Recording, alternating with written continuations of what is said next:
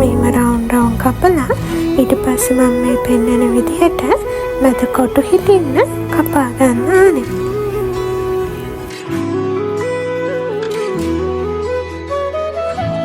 ඊට පස්සේ ලුණු, සුදු ලුණු, අවු මිරිස් ඒ වගේව ටිකක් කපලා ඒකට ලුණු ටිකක්, මිරිස් කුඩු ටිකක්, ගම්මිරිස් කුඩු ටිකක්, සෝයි සෝස් ටිකක්, සීනි චුට්ටක්, ඒ වගේම සෝස් චුට්ටකුත් දාගෙන ඒක හොඳට දෙහි ටිකකුත් දාගෙන ඒක හොඳට කලවම් කරගන්න. මේක හදන්න හරිම ලේසි. ඒ වගේම තව වාචනයකට බිත්තර දෙකකුත් කඩලා හොඳට ඒක බීට් කරගන්න.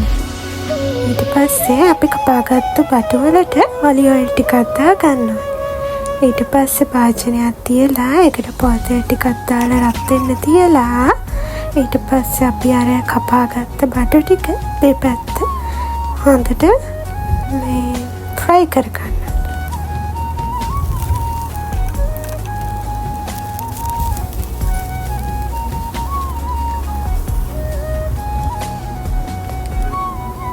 ඊට පස්සේ අපි අර හදාගත්තු පේස්ට් එක ඒව උඩට දාගන්නවා. ඊට පස්සේ අර අපි ගහගෙන තියාගත්තු බිත්තර දෙකන චුට්ටක් දාගන්න. ඊට පස්සේ ආලට මේ වගේ රසම රස කෑම එකක් හදාගන්න පුළුවන්.